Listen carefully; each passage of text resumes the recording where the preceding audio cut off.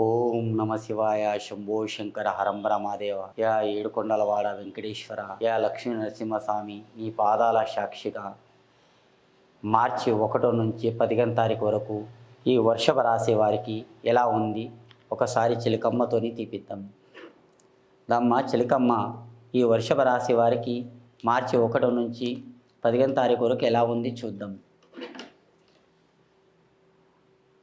అదృష్టం రేఖాటం ప్రశ్నయోగ స్థానంలో ఏడుకొండలవాడు వెంకటేశ్వర స్వామి అండి.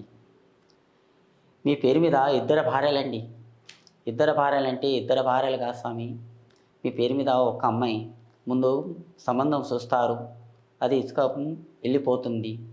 రెండో సంబంధం తప్పకుండా మీకు ప్యాస్ అవుతుంది. అందుకే ఇద్దరు భార్యలు అన్నారండి. ఇద్దరు భార్యల్లో ఒక్క అమ్మాయే ఉంటుంది మీ పేరు మీద. మీ అదృష్టం రేఖ, ఆలోచన రేఖ, ప్రశ్నయోగ స్థానం బాగుంది. మీరు డబ్బు బాగానే కట్టి పెడతారు, బాగానే కట్టి పెడతారు. కానీ ఇప్పారంటే ఒకరోజు మొత్తం సున్నా అయిపోతుందండి. దోస్తానం తోటి అంతా ఖర్చు పెడతారు. మీరు ఒకరి పనికి మీరు పోతారు, మీ పనికి ఎవరు రాడండి. కానీ అదృష్టం రేఖ మీ పేరు మీద మీ ఫ్యూచర్లో మంచి మంచి కోరికలు ఉన్నాయి మీ పేరు మీద.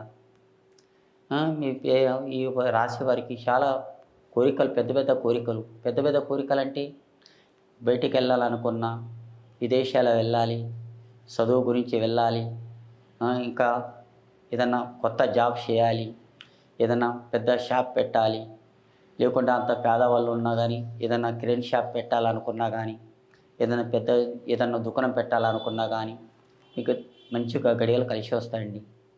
కానీ మీ అదృష్టం రేఖాటంలో కానీ, స్నేహం వల్ల కానీ, దోస్తానంలో కానీ మీకు కలిసి వచ్చే యోగం ఉందండి. మీకు పెద్ద మనిషి, ఒక మనిషి మీకు సహకారం కూడా చేస్తారు. ఆ పెద్ద మనిషి మీ వల్ల మీకు మంచిగా ఉన్నదా లేదా అనుకుంటున్నారు. ఆ పెద్ద మనిషి మీకు తప్పకుండా సహకారం చేస్తారండి. ఆ పెద్ద మనిషి మీకు మంచి గడియలు ఉన్నాయి. ఆ పెద్ద మనిషి వల్ల మీకు మోసపోయేది ఏం లేదండి. ఆ పెద్ద మనిషి నీకు తప్పకుండా సహాయపడతాడు. ఆ పెద్ద మనిషి వల్ల మీకు మంచిగా ఉంది. మీ అనుకున్న పనుల్లో కానీ, మీ బరకత్తులో కానీ మీకు మంచిగా ఉంది. కానీ మీ జోలలో మీరు ఒకరికి 10 రూపాయలు సహాయపడండి, ఆ భగవంతుడు మీకు ఎక్కడైనా అన్నం పెడతాడు. కానీ మీ అదృష్టం రేఖాటంలో కూడా బాగుంటుంది. కానీ మీ ఏ పని చేసినా కానీ మంచిగా